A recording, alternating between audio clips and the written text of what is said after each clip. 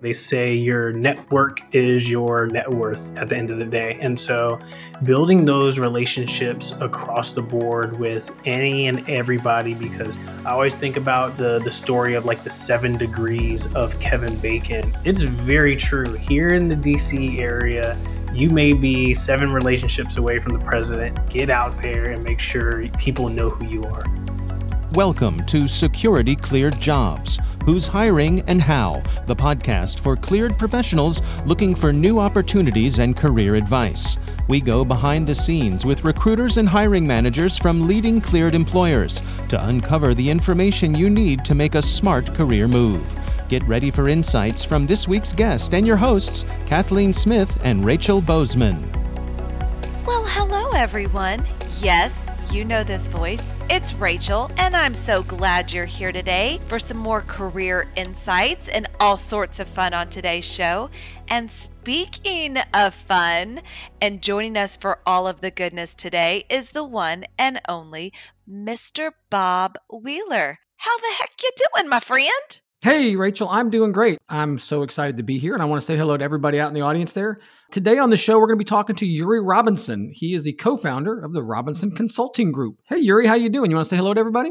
Good. Yeah, I'm happy to be here. Well, we are so glad that you're happy to be here. And I know something that all of our audience members love to kind of understand first, so that you can kind of get that street cred with all of these listeners, is kind of understanding a little bit of your background.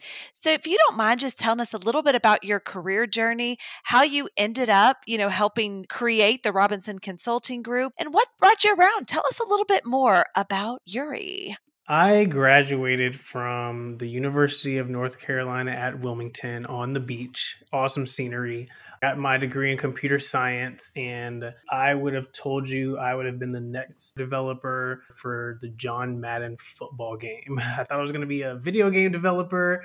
So, I'm interviewing for all these different companies, no specific offers or anything. And I made a decision to upgrade my Career Builder account 15 years ago to platinum for like 30 days. And at that time, I got a call from every defense contractor in the Washington, D.C. area.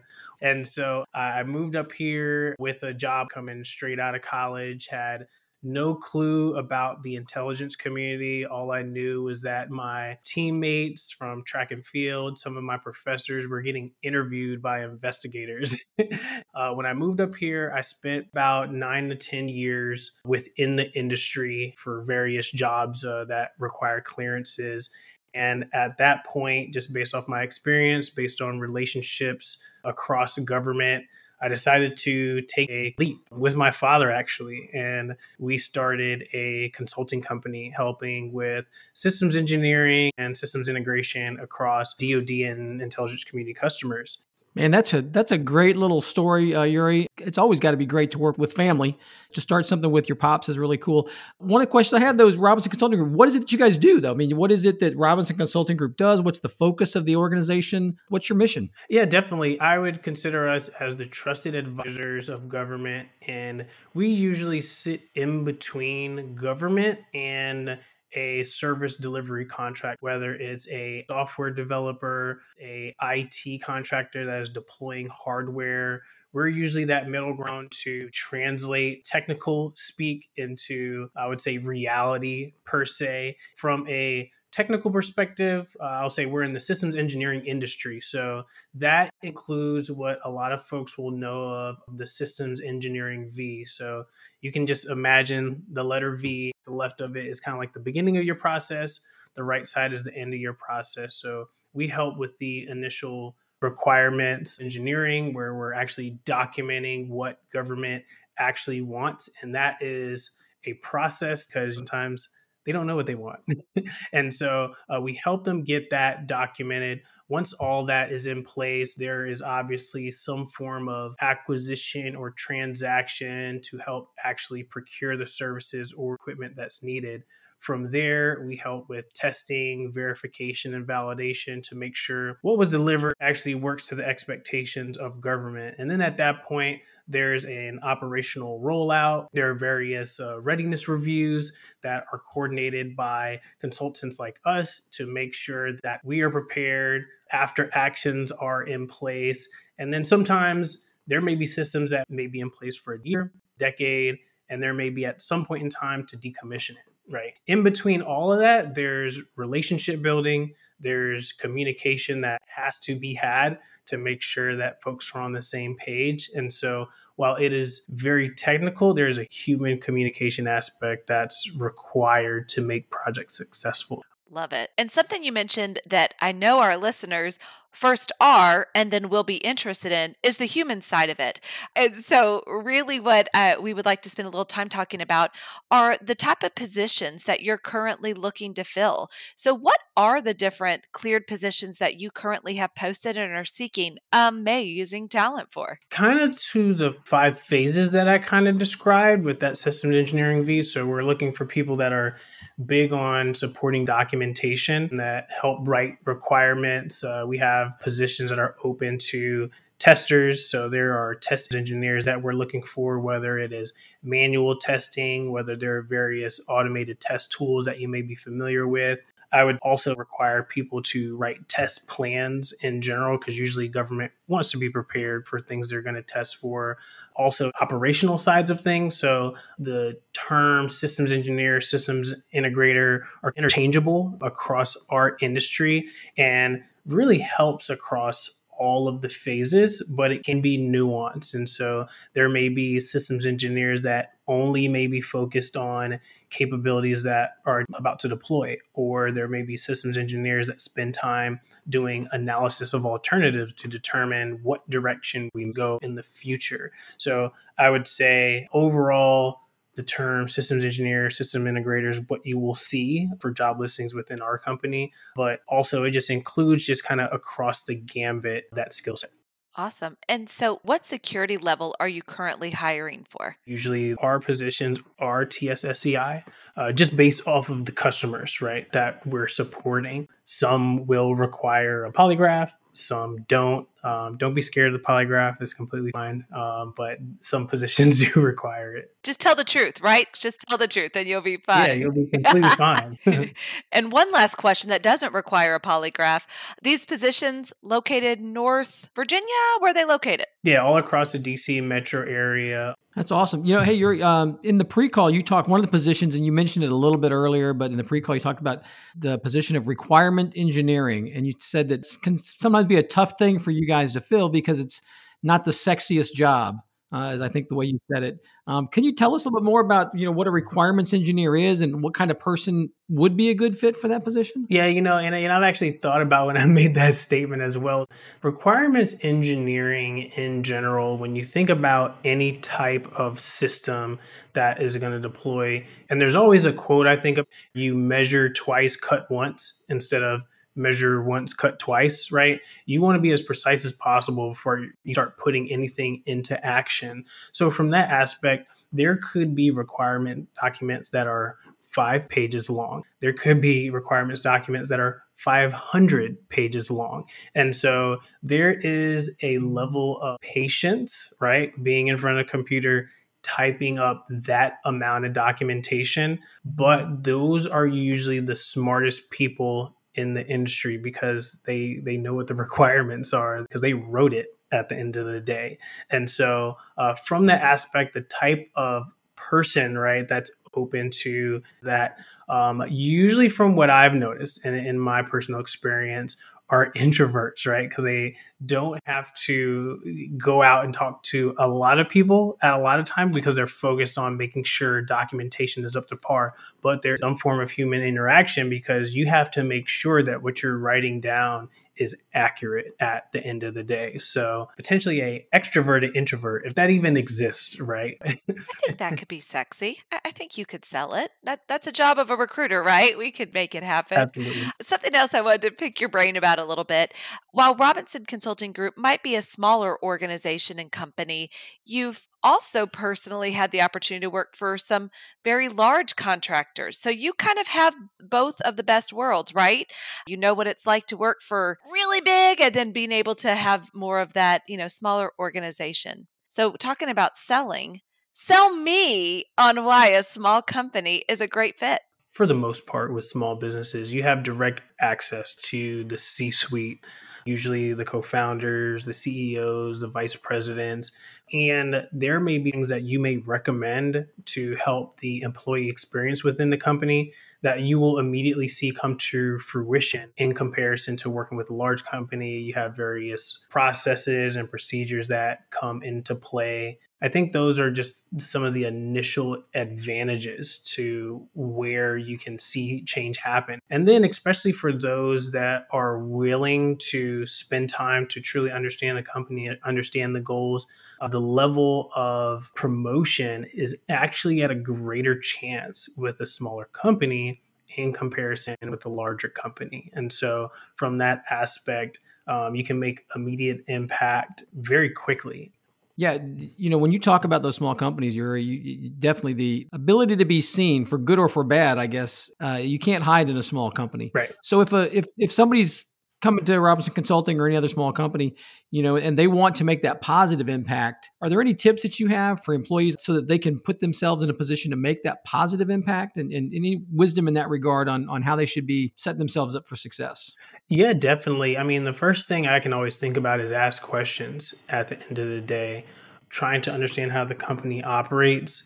Every small business, they need resources because that's one thing they don't have in comparison to these large companies. So if there's a proposal that our company is working on, more than likely it's a handful of people in comparison to these large companies that have entire floors of buildings ready to put together a proposal to win new work. So one of the things that has made me successful is that I have a knack for writing proposals and helping write proposals, because not everybody wants to do it. At the end of the day, it's very time consuming.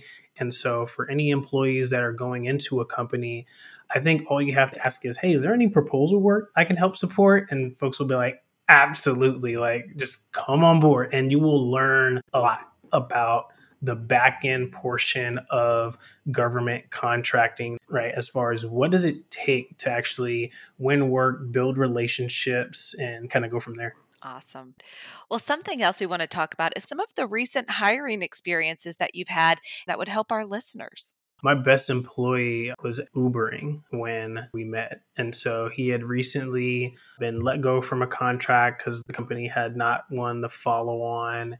And as I kind of understood like what he was trying to do, his skill set just off of conversation happened to be the exact thing that I needed for a position we were trying to fill.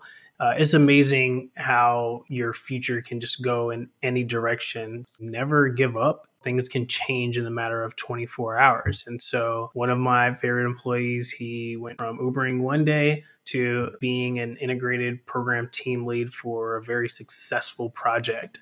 On the other side, I've had scenarios where people come on board onto a contract and their expectations were a little different, or they may have behaviors that violate policy at different sites. And so employees should always focus on trying to be the easiest to work with their employer. Like if you don't give your employer headaches, it's kind of like you're automatically asking for a raise, because it just makes their life so much easier.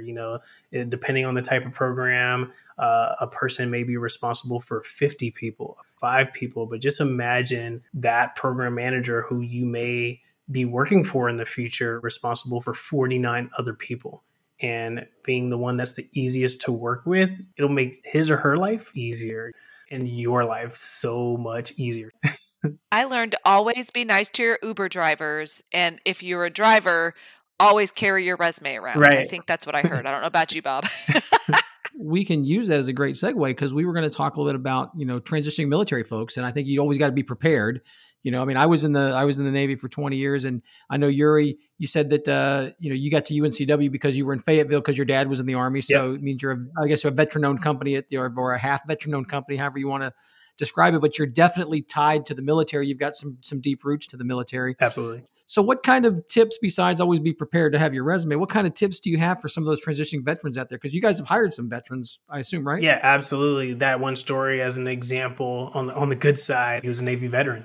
And so, There you go. especially coming up to the DC area, they say your network is your net worth at the end of the day. And so you never know who has access to what. Building those relationships across the board with any and everybody, because somebody knows somebody who knows somebody at the end of the day. I always think about the story of like the 7 degrees of Kevin Bacon. It's very true. Here in the DC area, you may be 7 relationships away from the president at any moment. And so that is one thing to think about, is to make sure you are building meaningful relationships related to your industry or even not in your industry. Definitely making sure you are expanding your network on a consistent basis. It could be going to happy hours and having a drink with somebody, just being out there. Staying in your house is not the best thing to do. Get out there and make sure people know who you are. It's not often that we get to talk about Kevin Bacon, but when we do, I feel like it's always amazing. Right. So as we're getting kind of close to the end of this conversation, just wanted to come back and pick that amazing brain up there about careers and job searches. So is there anything that you can think of, or that one tip or trick that you would like to give these listeners on how they can take their career or their job search to the next level, besides being related to Kevin Bacon? Yeah, definitely. I made a mission for myself. This was about 5 years ago. There's so many different associations depending on what your industry is. I told myself 5 years ago, any association I join, I'm going to attempt to be a life member, so that, for one, it was a financial decision, so I didn't have to pay dues every year. But then at that point, it allows you to keep constant communication with people within the organization. A lot of these associations receive either publications, or you can go to events for free. Join these associations, because you'll be surprised who are members, who are part of board of directors of these organizations. There's all types of associations. And if you know of any of your colleagues that are part of these associations, ask them about their experience within the organization. Ask them if it would be beneficial. Do your own research and kind of go from there, because it can drastically benefit your job search in the future. Hey, man, this has been some really great information. It's been really fun to learn about you, the organization that you got there, and these great tips we have. If any of our listeners want to get in touch with you, how do they get in touch with Yuri Robinson? The primary way is through LinkedIn. You can just look me up, Yuri Robinson, and that's Yuri with a URI, as well as my email address. So yuri.robinson@robinsoncg.net. We're actively looking for people in the systems engineering, systems integration field that can help contribute to the mission at the end of the day. We want to make sure we are impactful.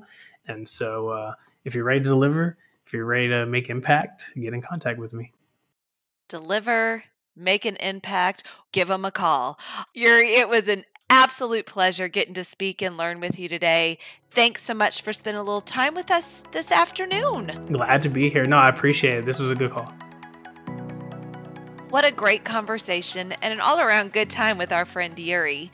Something I really appreciated was just the reminder from Yuri about the importance of always being on go or at ready when it comes to looking for that next career. Whether you're in the back of an Uber, driving the Uber, wherever it may be, wherever the opportunity may present itself, it's about being ready to have that conversation, knowing your value, and taking every opportunity to network. And I just thought that was such a great reminder and such an encouragement for so many folks out there that just aren't sure how to get their foot in the door. I don't know, Bob, what about you?